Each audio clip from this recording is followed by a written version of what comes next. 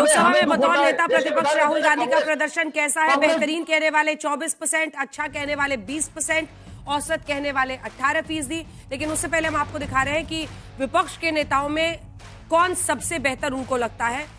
तो 29% पर राहुल गांधी आगे हैं, 7% के साथ ममता बनर्जी दूसरे नंबर पर, अखिलेश यादव 6% के साथ तीसरे नंबर पर है। तो विपक्ष की अगुवाई के लिए बेहतर चेहरा कौन है, जब ये सवाल पूछा जाए तो वहां पर तो राहुल गांधी बाजी मार लेते हैं, 6%, फिर अरविंद केजरीवाल और प्रियंका गांधी को 3%। अगला डेटा दिखा दीजिए। एक ही बात सुधांशु जी के पास जाऊंगी। जब हमने कांग्रेस पार्टी के अंदर भी बात की या उनके काम को आंकने का जब नंबर पूछा, तो 24% लोग ये कह रहे हैं कि उन्होंने सभा में अच्छा काम किया है, बहुत अच्छा काम विपक्ष के तौर पे, विपक्ष के नेता के तौर पे।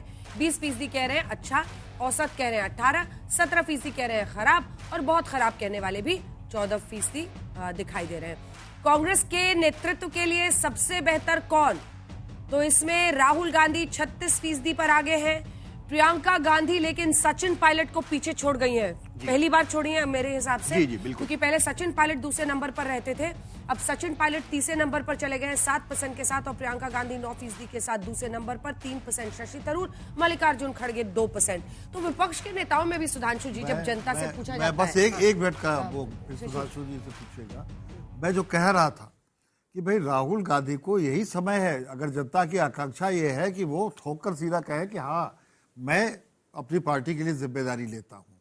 एक बात और है, नितिन नवीन को बीजेपी उठा लाई कहीं से, सबसे पिछले कतार में खड़े हुए नेता थे, विनम्र व्यक्ति थे, उनको सबसे बड़ा पद दे दिया। आप कांग्रेस में युवा चेहरों की, अतुल जी जो बातें कर रहे हैं, कितनी तार्किक बातें, कितने सभ्य तरीके से कह रहे हैं। युवा चेहरों को कांग्रेस क्यों नहीं आगे लाती कि वो अपनी बात ठीक तरीके से कहें और लोगों तक वो बातें पहुंचे? तो ये कहीं ना कहीं कांग्रेस के साथ एक ऐसा टेक्निकल डिफॉल्ट हो गया है, जहां जिम्मेदारियां निर्धारित होनी चाहिए वहां जिम्मेदारियां बांट दी गई हैं, और बटी हुई जिम्मेदारी में हार की जिम्मेदारी कौन ले? बिल्कुल, और मैं इस बात से सहमत सुधांशु जी। लेकिन प्रश्न मेरा आपसे ये था कि 27% लोग सबसे ऊपर विपक्ष के नेताओं में विपक्ष की तरफ से अगुवाई करने के लिए चेहरा राहुल गांधी का ही चुन रहे। कांग्रेस पार्टी कहती है कि आपकी पार्टी एक स्मीयर कैंपेन उनके खिलाफ चलाती है, जिसकी वजह से आप लोग उनकी छवि को धूमिल करने की कोशिश करते हैं। आज भी जनता कह रही है कि वही अगुवाई अच्छा करेंगे।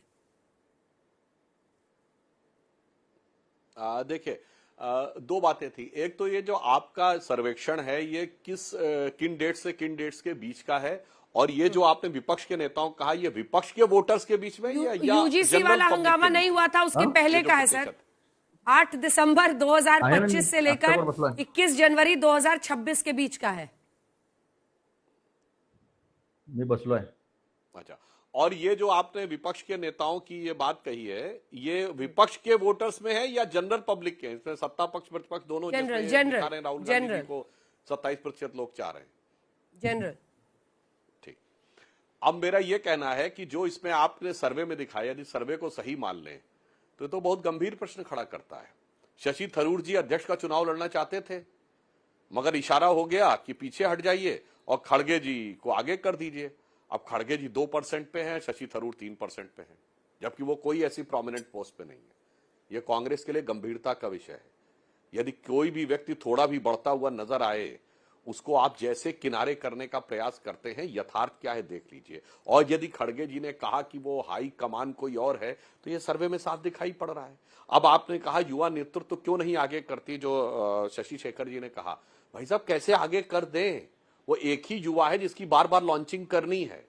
भारत में 500 स्टार्टअप थे 2014 में, अब 2 लाख से ऊपर स्टार्टअप हो गए, पर वो स्टार्ट नहीं हो पा रहा है वो स्टार्टअप, मगर उसी को स्टार्ट करते रहना है, उसको निरंतर स्टार्टअप इंजन लगा के करते रहना है। उस कारण से यह समस्या उभर कर सामने आती है। और ये जो लास्ट वाला डेटा है आप ही का, जिसमें 40% राहुल गांधी ऑफिशियली नेता प्रतिपक्ष है, कांग्रेस को लेकर की कमजोर कड़ी है 40%।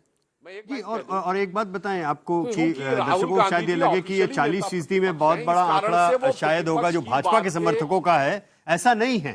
इस 40% में बहुत बड़ा आंकड़ा दरअसल विपक्ष के समर्थकों का है, नॉन कांग्रेस विपक्ष के समर्थकों का है। कहीं ना कहीं जैसे बिहार के चुनाव में देखा, बिहार के चुनाव में एसआईआर के ऊपर जो कैंपेन चला, आज की तारीख में आप बिहार में सर्वेक्षण करा लीजिए, चाहे आप जाकर के आरजेडी के नेताओं से बात कर लीजिए, एक यूनिफॉर्म स्टेटमेंट है कि उनको लगता है 6 से 8 हफ्ते उनके पीक कैंपेन के ऐसे मुद्दे पे खर्च हुए जो कि मुद्दा जमीन पर था ही नहीं। था ही नहीं। और तेजस्वी यादव आज इस बात के लिए अंदर से दुखी हैं कि वो उन्होंने 8 हफ्ते जो खपाए, पिछले चुनाव जो बेरोजगारी के मुद्दे पे लगभग मुख्यमंत्री बन गए थे, बिल्कुल एकदम पहुंच गए थे। वो इस बार वोट चोरी के भंवर में ऐसे फंसे अगर वो कि अड़े मामला रहते फिसल गया तो उनके हाथ से। बिहार के नतीजे कुछ और भी